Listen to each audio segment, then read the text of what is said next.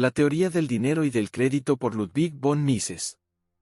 Cuarta parte, reconstrucción monetaria. Esta parte fue escrita en 1952 y apareció por primera vez en la edición americana de 1953 de Yale University Press.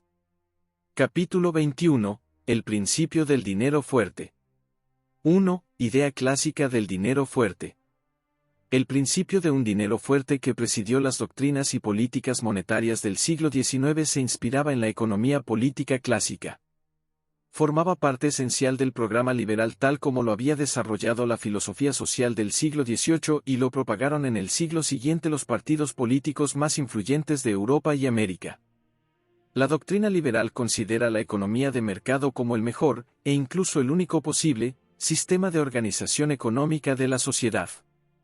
La propiedad privada de los medios de producción tiende a poner el control de la producción en manos de los más capacitados, garantizando así a todos los miembros de la sociedad la más plena satisfacción de sus necesidades. Otorga a los consumidores el poder de elegir a los proveedores que les suministran de la manera más barata todo aquello que precisan con mayor urgencia y de este modo someten a los empresarios y propietarios de los medios de producción, es decir a los capitalistas y terratenientes, a la soberanía de los consumidores. Hace libres a las naciones y a sus ciudadanos y proporciona amplio sustento para una población en constante aumento. Como sistema de cooperación pacífica bajo la división del trabajo, la economía de mercado no puede funcionar sin una institución que garantice a sus miembros protección contra los enemigos internos y externos. La agresión violenta solo puede contrarrestarse con la resistencia armada y la represión.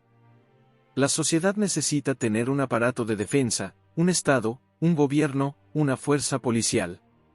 Su pacífico funcionamiento debe salvaguardarse mediante la continua disposición a repeler la agresión.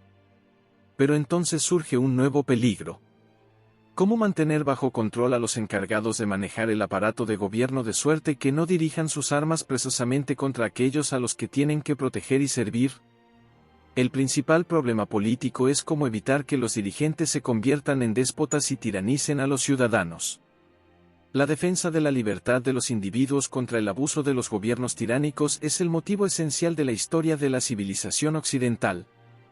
El rasgo característico de Occidente es la promoción de la libertad de la gente, preocupación desconocida a los orientales. Todas las maravillosas conquistas de la civilización occidental son frutos madurados en el árbol de la libertad. Es imposible captar el significado de la idea de un dinero fuerte si no se comprende que fue concebido como instrumento para la protección de las libertades civiles contra las despóticas incursiones de los gobiernos. Ideológicamente pertenece a la misma clase que las constituciones políticas y las cartas de derechos. La petición de garantías constitucionales y cartas de derechos fue una reacción contra la norma arbitraria y el quebrantamiento de las viejas costumbres por parte de los reyes. El postulado del dinero fuerte surgió inicialmente como respuesta a la práctica principesca de adulterar la acuñación. Más tarde se elaboró cuidadosamente y se perfeccionó en la época en que a través de la experiencia de la moneda continental americana, el papel moneda de la Revolución Francesa y el periodo inglés de la restricción puso de manifiesto lo que un gobierno puede hacer con el sistema monetario de un país. El moderno criptodespotismo, que se arroga el nombre de liberalismo, critica el carácter negativo del concepto de libertad.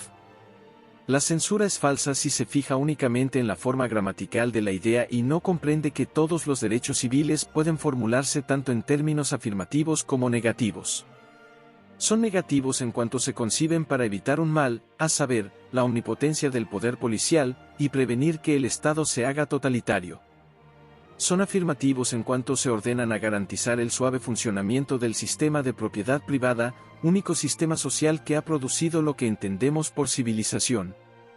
El principio del dinero fuerte tiene, pues, dos aspectos.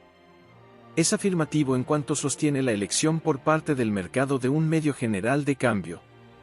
Es negativo en cuanto se opone a la propensión del gobierno a interferir en el sistema monetario.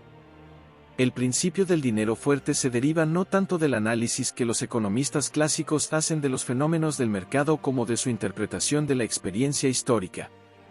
Fue una experiencia que pudo ser percibida por un público más amplio que los estrechos círculos de quienes se ocupaban de teoría económica.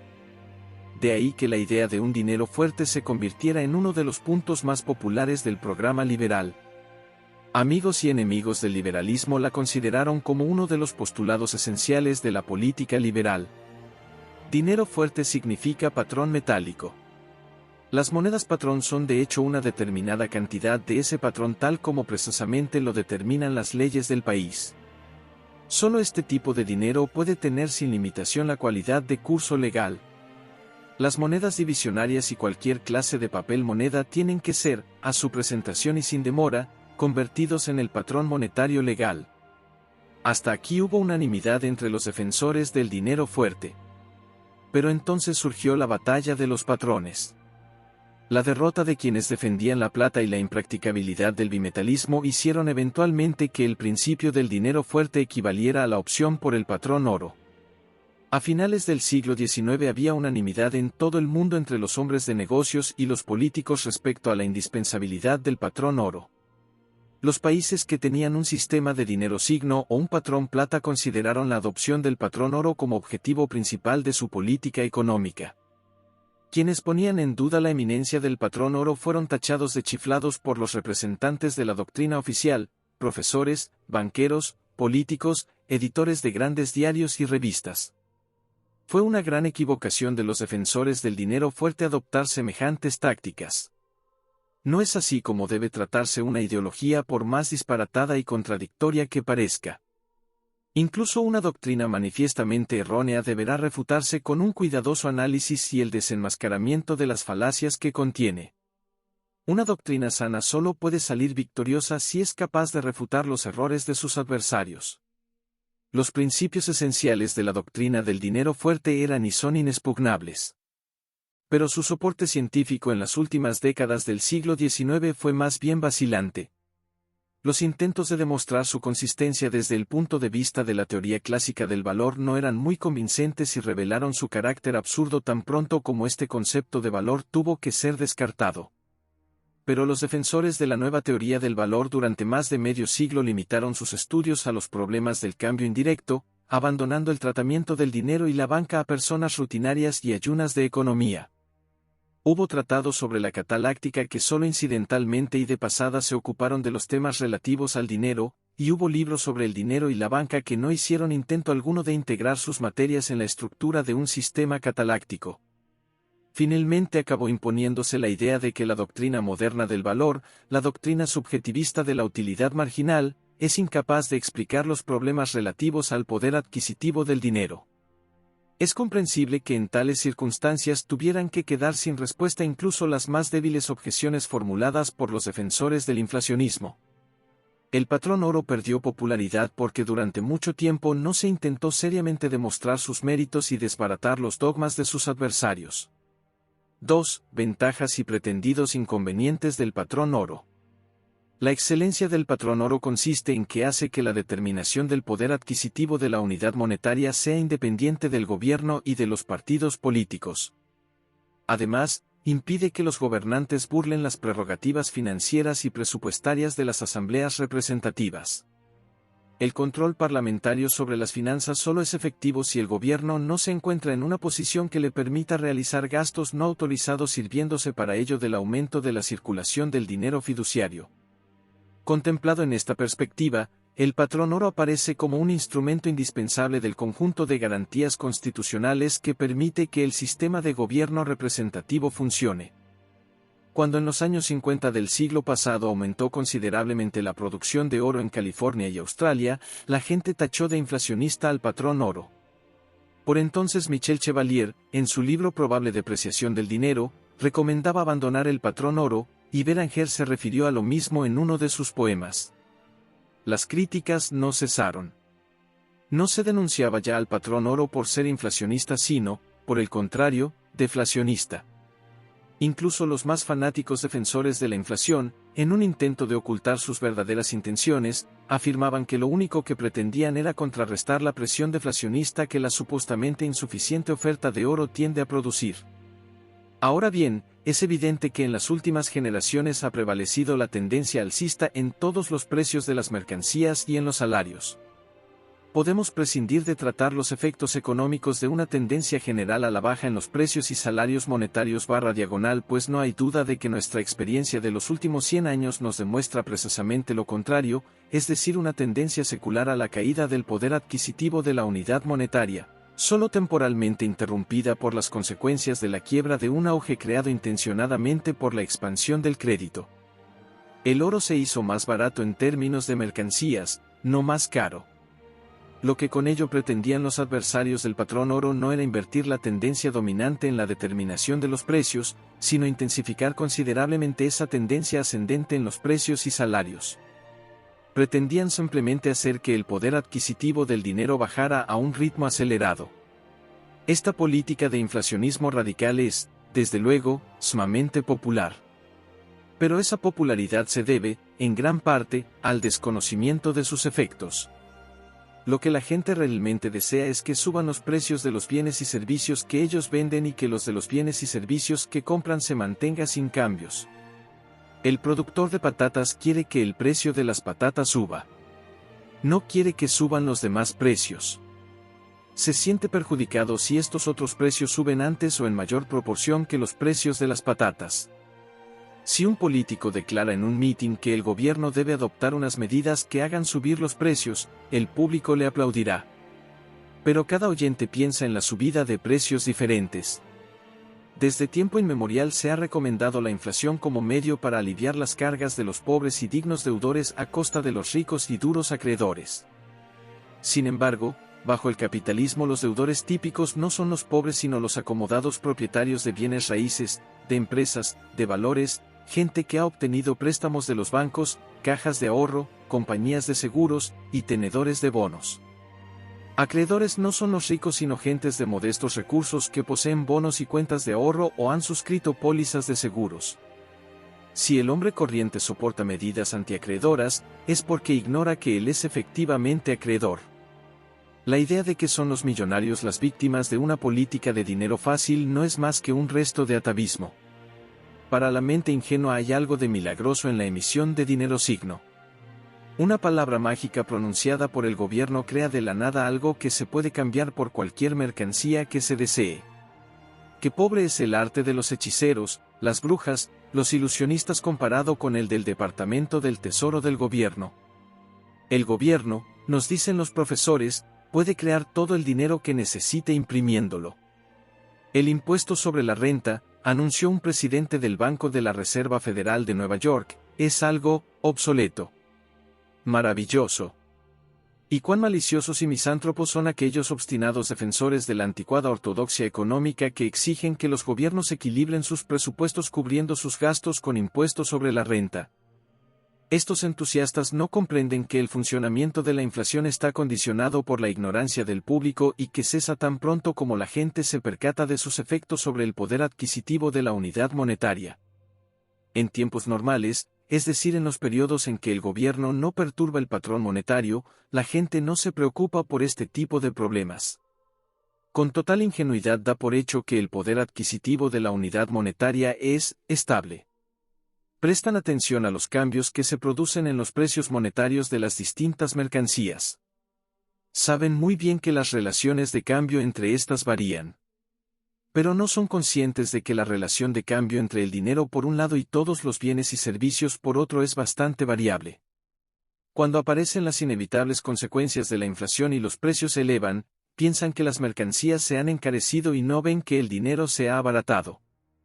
En los primeros estadios de una inflación solo unos pocos comprenden lo que está sucediendo, manejan sus negocios en consonancia con este conocimiento y se preocupan de recoger los beneficios que la inflación aporta. La aplastante mayoría es demasiado obtusa para darse cuenta de la verdadera situación. Caen en la rutina adquirida en los periodos no inflacionistas. Indignados, tachan de aprovechados a quienes se apresuran a captar las causas reales de la agitación del mercado y les echan la culpa de su propia situación. Esta ignorancia del público es la base de la política inflacionista. La inflación actúa en la medida en que el ama de casa piensa, necesito una sartén nueva, pero como los precios son demasiado caros, esperaré a que vuelvan a bajar. De pronto se descubre con sorpresa que la inflación continúa, que origina una subida de los precios y estos se ponen por las nubes. La etapa crítica comienza cuando el ama de casa piensa, no necesito una nueva sartén. La necesitaré dentro de 1 o 2 años. Pero la voy a comprar porque luego será mucho más cara. Entonces se cerrará el fin catastrófico de la inflación. En la etapa final el ama de casa piensa, no necesito una mesa nueva, nunca la necesitaré. Pero es más sensato comprarla que conservar un minuto más estos trozos de papel que el gobierno llama dinero. Permítasenos dejar de lado el problema de si es o no aconsejable basar un sistema de las finanzas del gobierno en el engaño deliberado de la inmensa mayoría de los ciudadanos. Baste subrayar que semejante política es contraproducente. Podemos citar aquí la famosa frase de Lincoln, no se puede engañar siempre a todo el mundo. Las masas pueden tal vez darse cuenta de los planes de sus gobernantes. Y entonces se derrumban los planes inflacionistas más hábilmente pergeñados. A pesar de lo que puedan afirmar los economistas complacientes con el gobierno, el inflacionismo no es una política monetaria que pueda considerarse alternativa a la política de dinero fuerte. En el mejor de los casos, no es más que una salida temporal. El problema principal de una política inflacionista es cómo detenerla antes de que las masas descubran el engaño de sus gobernantes. Es de una ingenuidad descorazonadora recomendar abiertamente un sistema monetario que solo puede funcionar si el público ignora sus rasgos esenciales. El método de los números índice es un medio muy tosco e imperfecto para medir los cambios que se producen en el poder adquisitivo de la unidad monetaria. Puesto que en el ámbito de los asuntos sociales no hay relaciones constantes entre las distintas magnitudes, la medida no es posible, y jamás podrá la economía convertirse en ciencia cuantitativa. 6. Pero el método de los números índice, no obstante, su insuficiencia, desempeña un papel importante en el proceso que a lo largo de un movimiento inflacionista hace que el público tome conciencia de la inflación. Cuando se generaliza el empleo de los números índice, el gobierno se ve obligado a frenar la carrera de la inflación y a convencer a la gente de que la política inflacionista no es más que un recurso temporal para afrontar una situación de emergencia que no se tardará en solventar. Al tiempo que los economistas gubernamentales siguen alabando la superioridad de la inflación como modelo permanente de gestión monetaria, los gobiernos se ven en la necesidad de restringir su aplicación. Se puede calificar de deshonesta una política deliberadamente inflacionista, puesto que los efectos que con ella se buscan solo pueden alcanzarse si el gobierno consigue engañar a la mayor parte de la gente acerca de las consecuencias de su política. Muchos defensores de las políticas intervencionistas no sienten el menor escrúpulo ante semejantes engaños, piensan que lo que el gobierno hace siempre está bien. Pero su noble indiferencia moral se halla perpleja y es incapaz de oponer una objeción al razonamiento del economista contra la inflación. A los ojos del economista el hecho fundamental no es que la inflación sea moralmente rechazable, sino que no puede funcionar a no ser que se recurra a fuertes restricciones, y aun entonces solo durante un tiempo limitado. De ahí que el recurso a la inflación no se pueda nunca considerar como una alternativa seria a la vigencia de un patrón permanente como es el patrón oro. La propaganda proinflacionista insiste hoy en que el patrón oro fracasó y nunca volverá a ser un patrón seguro. Las naciones no quieren ya respetar las reglas del juego del patrón oro y soportar los costes que su mantenimiento comporta. Ante todo, conviene recordar que no es cierto que el patrón oro haya fracasado. Los gobiernos lo abolieron para preparar el camino a la inflación. Para destruir el patrón oro se puso en marcha todo un nefasto aparato de represión y coacción: policía, guardias de aduanas, tribunales penales, prisiones, y en algunos países incluso ejecuciones. Se quebrantaron solemnes compromisos, se promulgaron leyes retroactivas, se conculcaron abiertamente preceptos constitucionales y derechos humanos, y huestes enteras de escritores serviles alabaron lo que el gobierno había hecho y saludaron el comienzo de un milenio del dinero signo. Con todo, lo más sorprendente de esta pretendidamente nueva política monetaria es su completo fracaso. Es indudable que el dinero signo sustituyó en los mercados interiores al dinero sólido, favoreciendo así los intereses materiales de algunos individuos y grupos a costa de otros. Además, contribuyó considerablemente a la desintegración de la división internacional del trabajo. Pero no consiguió desplazar al oro de su posición como patrón internacional.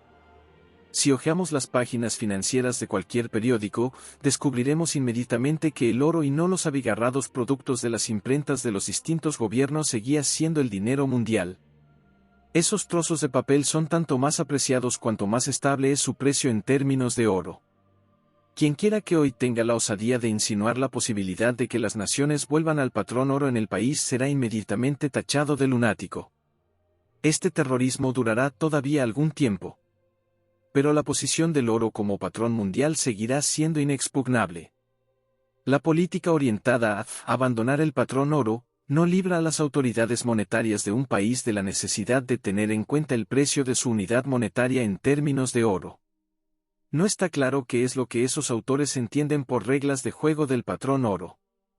Desde luego, es evidente que el patrón oro no puede funcionar de modo satisfactorio si es ilegal comprar, vender o retener oro, y las huestes de jueces, alguaciles e informadores tratarán fervorosamente de hacer cumplir la ley. Pero el patrón oro no es ningún juego, es un fenómeno del mercado y, como tal, una institución social. Su mantenimiento no depende de la observancia de determinadas reglas. Lo único que precisa es que el gobierno se abstenga de sabotearlo deliberadamente. Referirse a esta condición como regla de un pretendido juego no tiene más fundamento que declarar que la conservación de la vida de Pablo depende del respeto a las reglas de juego de la vida de Pablo, ya que Pablo morirá irremisiblemente si alguien le hiere de muerte.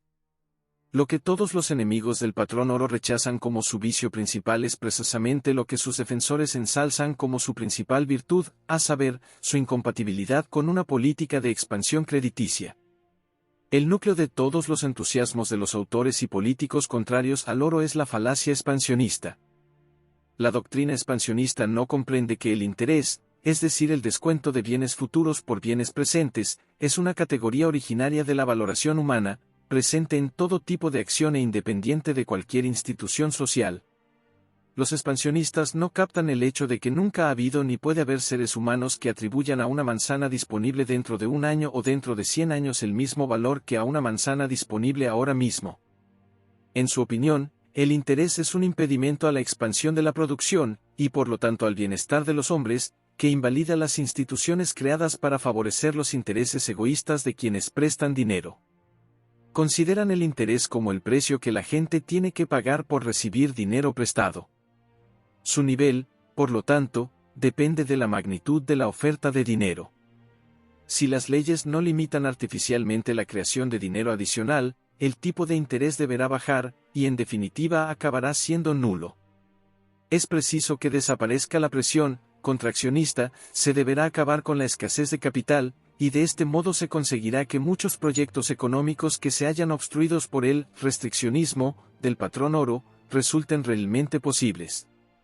Para que todos puedan participar de la prosperidad es necesario quebrantar las reglas de juego del patrón oro, cuya observancia es el origen de todos nuestros males económicos. Estas absurdas doctrinas impresionaron hondamente a políticos ignorantes y demagogos cuando se mezclaron con eslóganes nacionalistas. Lo que impide que nuestro país goce plenamente de las ventajas de la política de bajos tipos de interés, dicen los aislacionistas económicos, es el mantenimiento del patrón oro. Nuestro Banco Central se ve obligado a mantener su tipo de descuento a un nivel que corresponde a las condiciones del mercado monetario internacional y a los tipos de descuento de los bancos centrales extranjeros. Por otra parte, los especuladores retiran fondos de nuestro país para invertirlos a corto plazo en el exterior, y el consiguiente flujo de oro hace que las reservas de nuestro Banco Central caigan por debajo de la relación de cambio legal. Si nuestro Banco Central no estuviera obligado a convertir sus billetes en oro, no se produciría esa retirada de oro y no tendría que ajustar el tipo de interés a la situación del mercado monetario internacional, dominado por el monopolio mundial del oro.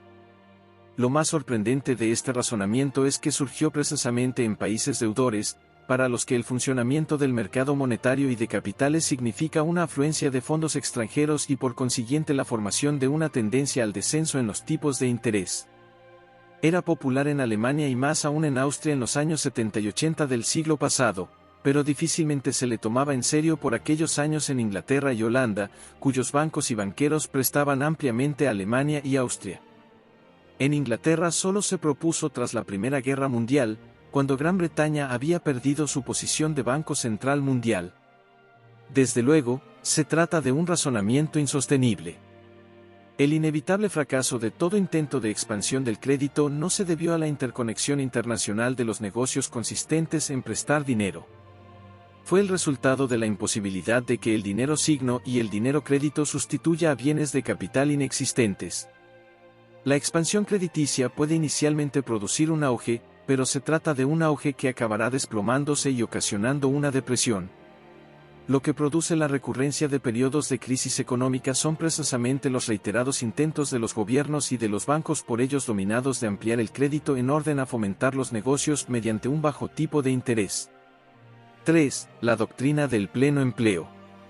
La doctrina inflacionista o expansionista presenta muchas variedades, pero su contenido esencial es siempre el mismo. La versión más antigua e ingenua es la de la supuesta insuficiencia de la oferta de dinero. El negocio va mal, dice el tendero, porque mis clientes actuales o posibles no tienen bastante dinero para ampliar sus compras. En esto tiene razón. Pero cuando añade que lo que se precisa para que su negocio sea más próspero es incrementar la cantidad de dinero en circulación, se equivoca de plano.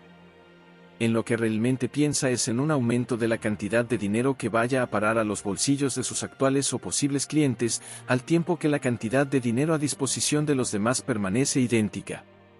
Pide una determinada forma de inflación, es decir, una inflación en la que el nuevo dinero adicional vaya primeramente a parar a los bolsillos de un determinado grupo de gente, sus clientes, lo cual le permitirá cosechar los beneficios de la inflación. Desde luego, todo el que defiende la inflación lo hace porque supone que se encontrará entre los que se beneficiarán de que los precios de los bienes y servicios que venden suban antes o en mayor medida que los precios de los bienes y servicios que compran. Nadie defiende una inflación en la que se encuentre del lado del perdedor. Esta falsa filosofía del tendero ya fue definitivamente refutada por Adam Smith y Jean-Baptiste Say. En la actualidad la ha vuelto a proponer Lord Keynes, y bajo el nombre de política de pleno empleo es una de las medidas políticas básicas de todo gobierno que no esté totalmente sometido a los soviets.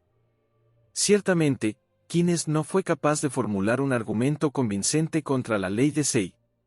Ni sus epígonos y las huestes de pseudoeconomistas que ocupan los despachos en las oficinas de los distintos gobiernos, de las Naciones Unidas y demás organismos nacionales e internacionales han sabido hacer algo mejor. Las falacias contenidas en la doctrina keynesiana del pleno empleo son, con un nuevo ropaje, las mismas que Smith y Say hace ya tiempo desbarataron. El nivel de los salarios es un fenómeno del mercado, es el precio que se paga por una cierta cantidad de trabajo de una cualidad determinada. Si una persona no puede vender su trabajo a un precio que le gustaría, tiene que rebajar el precio que pide por él, pues de otro modo queda sin empleo. Si el gobierno o los sindicatos fijan el nivel de los salarios por encima del tipo que establecería un mercado laboral libre, o si imponen coactivamente un salario mínimo, una parte de quienes buscan trabajo quedarán sin empleo. Este paro institucional es el efecto inevitable de los métodos que en la actualidad aplican los gobiernos sedicentes progresistas, el efectivo resultado de las medidas falsamente etiquetadas de favorables al empleo. Solo existe un camino eficaz para elevar los salarios reales y promover un mejor nivel de vida de los asalariados, aumentar la cuota de capital per cápita. Y eso es lo que produce el capitalismo del laissez-faire en la medida en que su funcionamiento no sufre la injerencia del gobierno y de los sindicatos. No es el caso de investigar aquí si los políticos actuales son o no conscientes de estos hechos. En muchas universidades no hay forma de exponerlos a los estudiantes. Los libros que manifiestan su desconfianza frente a las doctrinas oficiales es difícil encontrarlos en las bibliotecas y apenas se emplean en los cursos, y por lo tanto los editores son reacios a publicarlos. Los periódicos raramente critican el credo oficial, pues temen ser boicoteados por los sindicatos.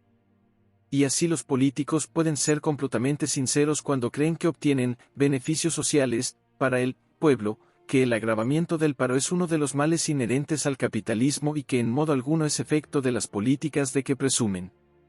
Sea lo que fuere, es evidente que la reputación y el prestigio de los hombres que actualmente gobiernan los países fuera del bloque soviético y sus aliados profesorales y periodísticos se hallan tan inseparablemente ligados a la doctrina progresista, que por necesidad tienen que aferrarse a ella. Si no quieren comprometer sus ambiciones políticas, tienen que negar obstinadamente que su propia política tiende a hacer del paro masivo un fenómeno permanente e intentar cargar sobre el capitalismo la responsabilidad de los efectos no deseados de sus procedimientos. El rasgo más característico de la doctrina del pleno empleo es que no proporciona información acerca del modo en que el mercado fija los salarios. Discutir la elevación de los salarios es tabú para los progresistas. Cuando se ocupan del paro, no se refieren a los tipos salariales.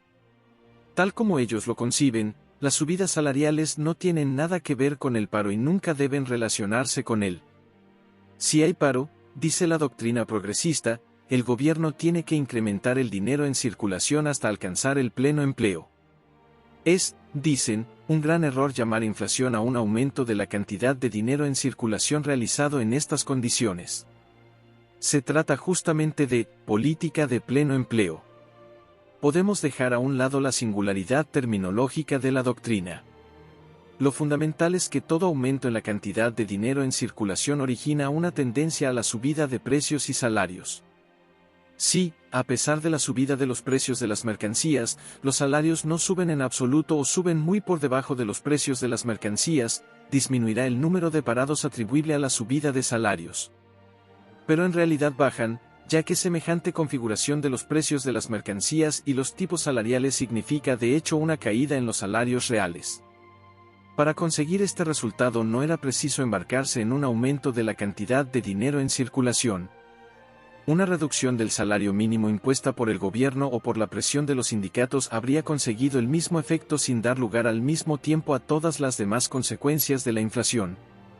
Es un hecho que en algunos países, en los años 30, el recurso a la inflación no fue inmediatamente seguido por un alza en los salarios monetarios fijados por los gobiernos o los sindicatos, lo cual equivalía a un descenso de los salarios reales, con la consiguiente reducción del número de parados. Pero se trató de un simple fenómeno pasajero. Cuando en 1936 Lord Keynes declaró que un movimiento empresarial tendente a revisar a la baja los salarios monetarios encontraría mayor resistencia que una bajada gradual y automática de los salarios reales como consecuencia de la subida de los precios, quedó realmente desmentido y superado por la marcha de los acontecimientos. Las masas empezaron a percatarse de los engañosos artificios de la inflación. Los problemas del poder adquisitivo y los números índice fueron temas importantes en el tratamiento de los salarios por parte de los sindicatos. El argumento del pleno empleo a favor de la inflación se había quedado ya viejo en el momento en que Keynes y sus epígonos lo proclamaron como principio fundamental de una política económica progresista. 4. El estado de emergencia como argumento a favor de la inflación. Ningún argumento económico a favor de la inflación es sostenible. Sus falacias hace tiempo que han sido desmontadas de manera irrefutable. Existe, sin embargo, un argumento político que a veces se aduce a favor de la inflación y que precisa de especial análisis. Este argumento político raramente aparece en libros, artículos y discursos políticos, ya que no se presta fácilmente a semejante tratamiento público. Pero la idea subyacente desempeña un papel importante en la forma de pensar de estadistas e historiadores. Sus defensores aceptan sin reservas todos los dictados de la doctrina referente al dinero no adulterado. No comparten los errores de los charlatanes inflacionistas. Constatan que el inflacionismo es una doctrina autodestructora que conduce inevitablemente al abismo económico y cuyos pretendidos efectos beneficiosos son, incluso desde el punto de vista de los promotores de la política inflacionista, más indeseables que los males que se pretende curar con la inflación. Pero a pesar de ser plenamente conscientes de todo esto, opinan sin embargo que existen situaciones que exigen perentoriamente o, al menos, que justifican el recurso a la inflación. Una nación, dicen, puede verse amenazada por unos males que son incomparablemente superiores a los que puede producir la inflación. Si se puede evitar el total aniquilamiento de la libertad y la cultura de una nación mediante un abandono temporal de la moneda sólida, ninguna objeción razonable puede esgrimirse contra semejante conducta, que significa simplemente preferir un mal menor a otro mayor. Para poder apreciar correctamente el peso de este argumento de la situación de emergencia a favor de la inflación, conviene observar que la inflación no añade nada al poder de resistencia de una nación, ya sea a sus recursos materiales, ya sea a su fortaleza espiritual o moral. Haya o no inflación, el equipo material que precisan las Fuerzas Armadas deberá adaptarse a los medios disponibles, limitando el consumo de lo no indispensable, intensificando la producción y consumiendo una parte del capital previamente acumulado. Todo esto puede llevarse a efecto si la mayoría de los ciudadanos están firmemente decididos a resistir con todas sus capacidades y dispuestos a sacrificarse para defender su independencia y su cultura. Entonces deberán adoptarse métodos fiscales que garanticen la consecución de estos objetivos. Deberá lograrse lo que se conoce como movilización económica o economía de defensa, pero sin perturbar el sistema monetario. La situación de emergencia se deberá afrontar sin recurrir a la inflación. Pero la situación en que piensan los defensores de la inflación de emergencia es de un carácter totalmente diferente. Su rasgo característico es un antagonismo irreconciliable entre las opiniones del gobierno y las de la mayoría del pueblo. El gobierno, apoyado en esto solo por una minoría, cree que la situación de emergencia requiere un considerable aumento del gasto público y la consiguiente austeridad en el consumo privado. Pero la mayoría del pueblo no está conforme. No creen que la situación sea tan desesperada como la pinta el gobierno, o piensan que la defensa de los valores amenazados no exige los sacrificios que se les quiere imponer. No es el caso de plantearse la cuestión de quién tiene razón, el gobierno o la mayoría de la población. Tal vez tenga razón el gobierno. Pero lo que aquí se ventila no es la sustancia del conflicto, sino los métodos elegidos por los gobernantes para resolverlo. Estos rechazan la vía democrática de convencer a la mayoría. Se arrogan el poder y el derecho moral de eludir la voluntad de la gente. Desean obtener su colaboración ocultándoles los costes que comportan las medidas propuestas. Aunque aparentemente respetan los procedimientos constitucionales del gobierno representativo, su conducta no es en realidad la de los mandatarios elegidos sino la de los guardianes del pueblo. El ejecutivo elegido ya no se considera mandatario del pueblo, se convierte en Führer. La situación de emergencia que produce inflación consiste en esto: el pueblo, o la mayoría del pueblo, no está dispuesto a sufragar los costes que comportan las medidas políticas que adoptan sus gobernantes. Apoyan estas medidas solo en tanto en cuanto creen que no son ellos los que tienen que soportarlas. Por ejemplo, votan solo aquellos impuestos que han de pagar los demás, es decir los ricos, ya que creen que estos impuestos no afectan a su propio bienestar material. La reacción del gobierno a esta actitud de la nación se inspira, por lo menos algunas veces, en el sincero deseo de servir de la mejor manera posible los que creen ser los verdaderos intereses del pueblo. Pero si el gobierno recurre para ello a la inflación, emplea métodos que son contrarios a los principios del gobierno representativo, aunque formalmente acaso respete la letra de la Constitución. Se aprovecha de la ignorancia de las masas, estafa a los votantes en lugar de intentar convencerlos. No es una casualidad que en nuestro tiempo la inflación se haya convertido en el método aceptado de la gestión monetaria. La inflación es el complemento fiscal del estatismo y del gobierno arbitrario. Es un diente en el engranaje de las políticas e instituciones que gradualmente conducen al totalitarismo. La libertad occidental no puede conservar sus fundamentos contra los ataques de la esclavitud oriental si el pueblo no comprende qué es lo que está en juego y no está dispuesto a hacer los mayores sacrificios por los ideales de su civilización. El recurso a la inflación puede proporcionar al gobierno los fondos que no podría recaudar mediante los impuestos o los préstamos posibilitados por los ahorros del público, pues chocaría contra la gente y sus representantes parlamentarios. Con el recién creado dinero fiduciario el gobierno puede comprar el equipo que necesitan las Fuerzas Armadas. Pero una nación reluctante a hacer los sacrificios que reclama la victoria jamás podrá desplegar la energía moral necesaria. Lo que garantiza el éxito en la lucha por la libertad y la civilización no es simplemente el equipamiento material, sino ante todo el espíritu que anima a quienes manejan las armas. Este espíritu heroico no se puede comprar con la inflación.